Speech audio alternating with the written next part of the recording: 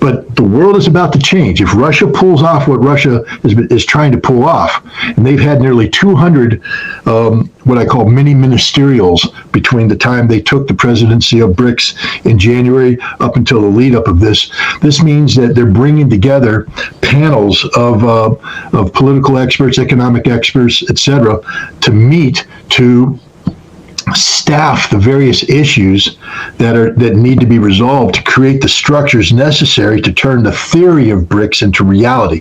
Russia is about to turn BRICS into a grown-up organization with institutions. If Russia pulls this off, BRICS will emerge from Kazan with institutions that enable it to better coordinate the consensus-driven decision-making that is necessary in a multipolar environment. It looks like Russia is going to pull this off. And if that happens, the global south is going to be sucked into that vortex. And America is going to be sitting there going, whoa, what happened? It's us and Europe's a sinking ship. It's us and Japan, they're a sinking ship too. I mean, I'm starting to pay a little bit more attention to the Japanese economy, which apparently isn't as healthy as everybody makes it out to be. And so we'll be the ones that are isolated, and a lot of that isolation comes from the global reaction to what's going on with Israel and America's unwillingness to stand up and do the right thing for Israel. Scott Ritter's words are profound and foreboding. He paints a picture of a world on the verge of seismic shifts, where America, once the undeniable leader of the global order, could soon find itself isolated and floundering amidst the collapse of its traditional alliances. But how did we get here? Let's break this down and explore what BRICS, the global south, and this shift in global power mean for the future of the international system.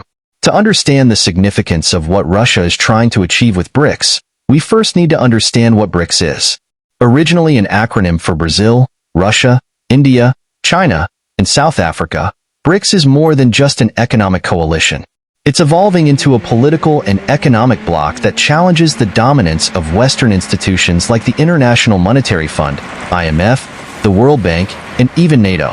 What Ritter is warning us about is the emergence of a truly multipolar world, where the global south, nations historically under the thumb of Western influence, begin to realign their interests and economies toward a new center of power, one led by BRICS.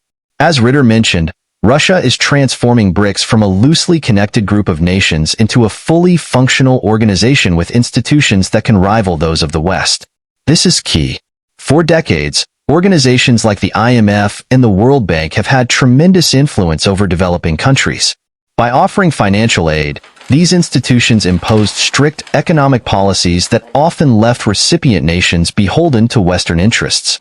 But BRICS is positioning itself as an alternative, offering these countries a chance to break free from the economic chains of Western institutions and pursue policies that align with their own national interests. The 200 ministerial meetings that Ritter refers to are not just bureaucratic formalities. They represent the foundation of a new global financial and political order. These meetings are working toward building an infrastructure that will allow BRICS nations, and those that choose to align with them, to operate outside the existing Western-dominated system. So why is this significant? Because as BRICS grows in strength and cohesion, more countries are likely to join. Already, we're seeing interest from nations in the global south, countries in Africa, Latin America, and Asia, looking to BRICS as an alternative to Western hegemony. These nations see the West as a diminishing force, particularly as the US and Europe grapple with internal problems. If BRICS succeeds in establishing these new institutions, it's likely that many of these countries will pivot toward BRICS, pulling away from their historic reliance on the West. And that's where America's isolation begins. Ritter isn't just using hyperbole when he says that Europe is a sinking ship. Europe's economic situation is precarious, to say the least. The war in Ukraine has drained resources and disrupted energy supplies, causing inflation and economic instability across the continent. Countries like Germany, which once prided themselves on their industrial strength, are now facing economic slowdowns that threaten to drag the entire European Union into recession. Japan, too, is not immune to these challenges. As Ritter points out, the Japanese economy isn't as healthy as many believe.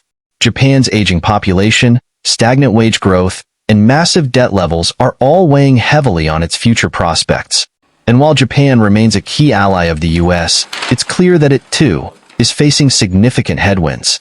For the US, This means that its two main pillars of support, Europe and Japan, are weakening at a time when the rest of the world is beginning to realign toward BRICS and the global south. But Ritter goes even further, suggesting that the United States' handling of the situation with Israel is another factor contributing to its isolation. In recent years, the U.S. has struggled to navigate its role in the Middle East, particularly when it comes to Israel's conflicts with its neighbors. As Ritter suggests, America's reluctance to stand up and do the right thing has led to growing resentment toward the U.S. in many parts of the world, particularly in the global south. This resentment is crucial because it's driving more and more nations to look elsewhere for leadership, and they're finding it in BRICS. The U.S. has long relied on its alliances and its ability to project power through military and economic means. But as these alliances falter and the U.S. continues to mishandle its foreign policy, its ability to influence global events is diminishing. What we are witnessing is the emergence of a multipolar world. No longer will the U.S. and its allies dictate the rules of the game. Instead, we are seeing a world where multiple centers of power exist, and BRICS is positioning itself to be one of those centers. This shift will have profound consequences for global trade, finance, and geopolitics. One of the key developments to watch in the coming years will be how the U.S. responds to its growing isolation. Will it double down on its current policies, trying to maintain its dominance by force? Or will it attempt to engage with BRICS and the global south in a more constructive way? If BRICS succeeds in becoming a fully functional organization with its own institutions, it will represent a direct challenge to the U.S.-led global order. Countries that have historically been dependent on Western financial aid and military support may begin to shift their allegiances toward BRICS, seeking new partnerships and opportunities that align with their national interests rather than the interests of the West. The U.S. must recognize that the world is changing. It can no longer rely on the status quo. The rise of BRICS is not just a geopolitical development. It's a signal that the world is moving toward a new era of global cooperation, one where the West is no longer the dominant force. As Scott Ritter warns, the U.S. and its allies are in danger of being left behind. The world is shifting, and BRICS is at the center of this transformation. Whether the U.S. can adapt to this new reality remains to be seen, but one thing is clear. The global order is changing, and those who fail to recognize it risk being left in the past. According to Scott Ritter, the world is about to change if Russia pulls off what Russia is trying to pull off. They've had nearly 200, what I call, ministerials between the time they took the presidency of BRICS in January up until the lead up to this. This means they're bringing together panels of political experts, economic experts, etc., to meet and staff the various issues that need to be resolved to create the structures necessary to turn the theory of BRICS into reality. Russia is about to turn BRICS into a grown-up organization with institutions. If Russia pulls this off, BRICS will emerge from Kazan with institutions that enable it to better coordinate the consensus-driven decision-making that is necessary in a multipolar environment. It looks like Russia is going to pull this off, and if that happens, the global south is going to be sucked into that vortex. And America is going to be sitting there going, "Whoa, what happened? It's us in Europe, and Europe's a sinking ship. It's us in Japan. They're a sinking ship too." Thanks for watching.